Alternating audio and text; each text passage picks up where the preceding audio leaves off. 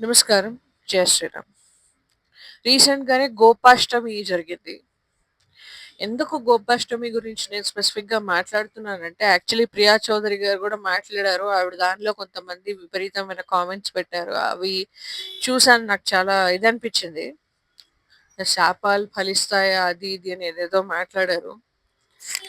ఆ శాపం ఇచ్చిన వ్యక్తి మామూలు వ్యక్తి గాదు. ఆయన సనాతన ధర్మానికి చెందిన ఒక శక్తి అనే చెప్పాలి. ఆయనేం సామాన్యమైన ఏదో సన్యాసం అంటే ఏదో దొంగ సన్యాసులు ఇప్పుడు యేసుకుంటున్నారు గదా! ఈ నిత్యానంద. ఇలాంటి వాళ్ళు కాదు. ఇలాంటి వాళ్ళలా కాదు. సన్యాస ధర్మాన్ని నిజంగా ఆచరించి చూపించిన ఒక వ్యక్తి. ఆయన పేరు కరపాత్రి స్వామీజీ. కరపాత్రి అని ఎందుకంటారంటే జీవితం మొత్తం ఆయన భిక్ష స్వీకరించే బతికాడు తప్ప ఒకరి మోచేతి నీళ్ళు తాగో, ఒకరిచ్చిన ఫండ్స్‌తోనో, లేకపోతే ఒకరిచ్చిన కానుకలతోనో ఆయన బతికిన సందర్భాలు లేవు. అందుకే ఒక కర్ర పాత్రి అంటే ఒక చేతిలో ఒక పాత్ర పట్టుకొని తిరిగేవాడాయన. అంతల్లా ఒక సన్యాసి భిక్ష స్వీకరించాలి అనే దాన్ని ఆచరించి చూపించిన వ్యక్తి ఆయన. అలాంటి స్వామి ఆయన ఎంతో దీక్షాపరుడు, ఎంతో శాస్త్ర జ్ఞానం కలిగిన వాడు. అలాంటి వాళ్ళ గురించి మాట్లాడడానికి కూడా అర్హత లేని వాళ్ళందరూ వచ్చేసి కరపాత్రి స్వామి మీద జోకులేస్తున్నారు. నాకు చాలా కోపమొస్తుంది.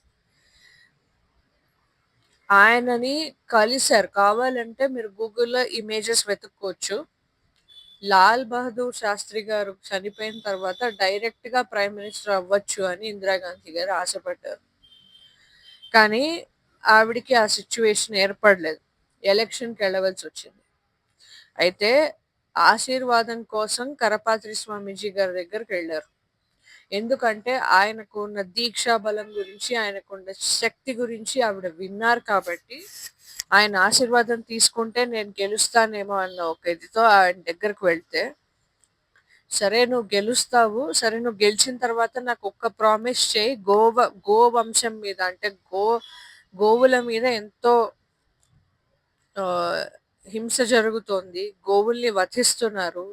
ఈ జాతికి గోవు తల్లి.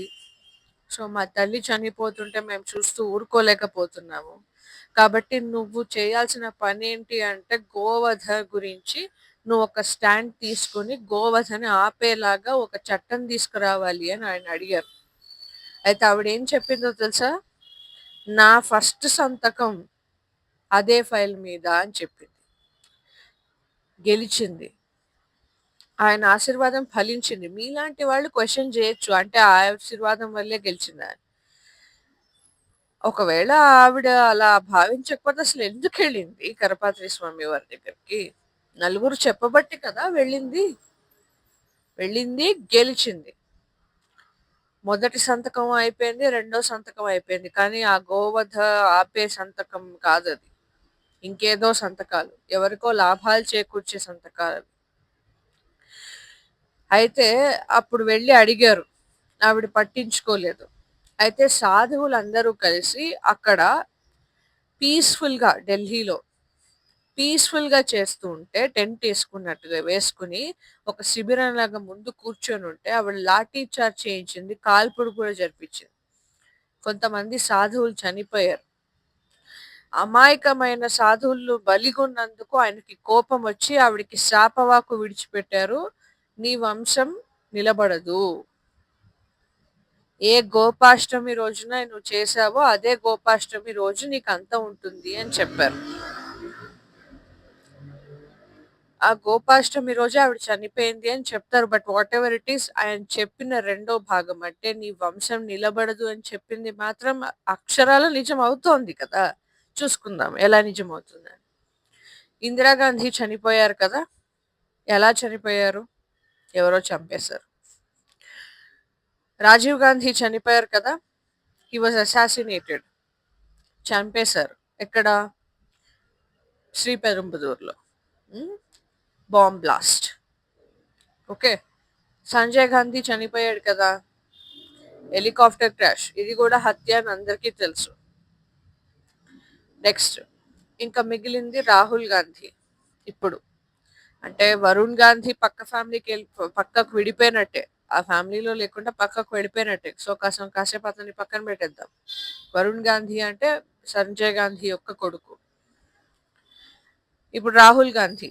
పెళ్లి లేవు, పెటాకులు లేవు, పిల్లలు లేరు. నెక్స్ట్ ఎవరు ఆ వంశంలో ఉన్నది? కనీసం ఆడపిల్లలు కూడా లేరు. సో, శాపాలు ఫలిస్తాయా అంటే, మీరు నేను శాపం పెడితే ఫలించకపోవచ్చు. మీరు నేను వరాలిస్తే ఫలించకపోవచ్చు. ఎందుకంటే మన యొక్క శక్తి సరిపోదు. కానీ ప్రతినిత్యం కూడా భగవన్నామం తప్ప వేరేది తెలియని వాళ్ళ శక్తి చాలా ఎక్కువ ఉంటుంది. అందులోనూ మనసులో ధైర్యం, భగవంతుడి యొక్క శక్తి, నిష్ ఎంతో నిష్ట, ఎంతో ఇంద్రియ నిగ్రహం, ఇలాంటి వాళ్ళవి ఖచ్చితంగా మాటలు ఫలిస్తాయి. ఆయన మాటలు ఫలిస్తున్నాయి.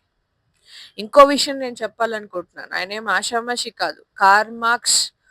మార్క్స్వాద్ ఆర్ రామ్రాజ్ అనే బుక్ రాశారు ఆయన. కావాలంటే చదవండి, ఎంత బాగుంటుంది అనేది. మార్క్స్వాదాన్ని ఎలా బస్ట్ చేశారో మీకు తెలుస్తుంది. ఓకే. సో, ఇంకొకళ్ళు ఏదో కామెంట్ పెట్టారు. ప్రియా చౌదరి గారు ఈ విషయం ప్రస్తావిస్తే కామెంట్ పెట్టారు. మరి ఇప్పుడు కూడా చాలా మంది జరుగుతూనే ఉన్నాయి కదా! చాలా మంది చంపి బీఫ్ తింటున్నారు కదా! వాళ్ళందరికీ కూడా శాపాలు తగులుతాయా అని అన్నారు. ఒక్క విషయం నేను చెప్తున్నాను. మిమ్మల్ని ఎవరు శపించకపోవచ్చు. అంటే ఇలా ఎవరైతే చేస్తున్నారో వాళ్ళని శపించకపోవచ్చు. కానీ సంచిత కర్మలు, ప్రారబ్ధ కర్మలు అని ఇట్లా కొన్ని 3, 4 రకాల కర్మలున్నాయి. సో, ఇప్పుడు వాళ్ళు చేస్తారు కదా! ఈ కలియుగంలో వీళ్ళిప్పుడు చేసిన ప్రారబ్ధ కర్మ కంపల్సరీ ఎప్పుడో అప్పుడు తగులుతుంది. అది వాళ్ళ బిడ్డలకి తగులుతుందో, లేకపోతే వాళ్ళ ఆరోగ్యం చెడిపోయి తగులుతుందా, ఇంకెలాగా కర్మ అనే కాన్సెప్ట్ ఉన్నంత కాలం కర్మ అనే కాన్సెప్ట్ అనంతం. ఎప్పుడూ ఉంటుందది. సో, ఈరోజు నువ్వు చేసిన తప్పు ఇక్కడే కడుక్కుపోతుందని అనుకోకూడదు. ఎక్కడో కట్టి కొడుకుతుందది. గుర్తుపెట్టుకోండి. మీకిప్పుడు తెలీదు. ఎప్పుడో ఒకప్పుడు మీరు చేసిన కర్మ మిమ్మల్ని కట్టి కొడుకుతుంది గదా! అప్పుడు మీకు తెలుస్తుంది. ఇలాంటి శాపాలు ఫలిస్తాయా? కర్మకి శిక్ష ఉంటుందా? ఇలాంటివన్నీ. కర్మ సాక్షి అని ఒకడున్నాడు. వాడు రాస్తాడు లెక్కలన్నీ. జై శ్రీరామ్.